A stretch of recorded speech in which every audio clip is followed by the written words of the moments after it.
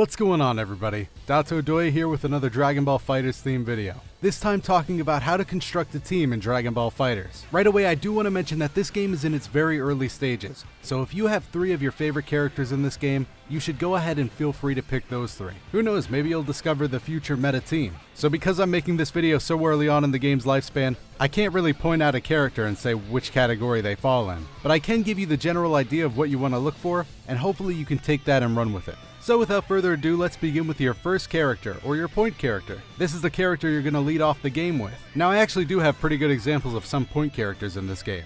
2 really good ones being Cell and Android 18. You might see a lot of pro players playing these characters in the first slot because they make good use out of their assist and they can pull off some crazy block strings and combos with very minimal use of meter. That's something you want to keep in mind for point characters. They won't have a lot of meter, but they will have 2 very good assists to rely on. So keep that in mind. With having good assists in mind, we'll move on to the second slot, in which you want your middle character to have a good assist and just be an all-around great asset to the team. I would say a good middle in this game right now would probably be Super Saiyan Vegeta, because 1, he brings a lot to the team in general, and he also offers one of the best assists in the game, being able to lock the opponent down on block, take up a good amount of space, and also allow for some crazy combo extensions that you wouldn't find anywhere else. Another character for this slot could be Yamcha, but he also might be an anchor character, which we'll get to later. But yeah, Yamcha is definitely somebody to keep in mind for this slot as well if you're playing a more ground-based game.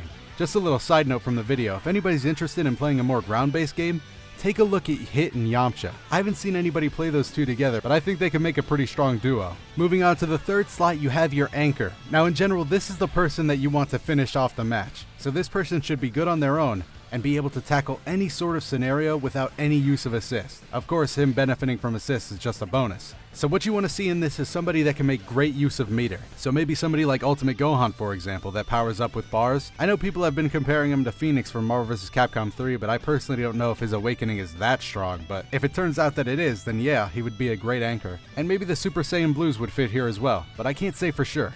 This is definitely the one that needs the most time to develop. I do have a small clip of me playing Cell as a point character, with Vegeta in mid, and as an anchor I'm using Super Saiyan Goku. Keep in mind that I don't really play Cell or Vegeta that often, but this is a very basic Cell combo that I've seen online. As you can see, it has a lot of excellent corner carry, and it comes at the cost of 1 bar, which really isn't that bad. But I feel like I definitely could have gotten more off this if I was just a better Cell player. Okay, so now that we're wrapping up the video, I do want to mention that team composition really isn't an exact science. When you're playing in the match, you don't have to sit with your point character out until he dies and then get your mid in, and then after your mid you have your anchor. You should just let it flow. If you see a situation in which you need a DHC into, then you DHC. I think one important rule to keep in mind is that if you can kill a character with enough bar, then definitely spend that bar, even if it means DHCing into somebody else. With that said, that's really all I can say for team composition this early on in the game's life. Maybe later on down the road I'll come back with a video describing where each character falls in these categories, but I don't see that happening for at least a little bit. With that said, I would love to hear about which teams you guys are playing right now and down in the comments. Me personally, I'm playing Super Saiyan God Goku,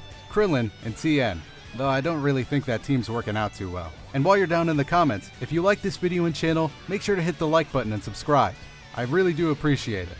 I'm Doya, and I'll see you in the next one.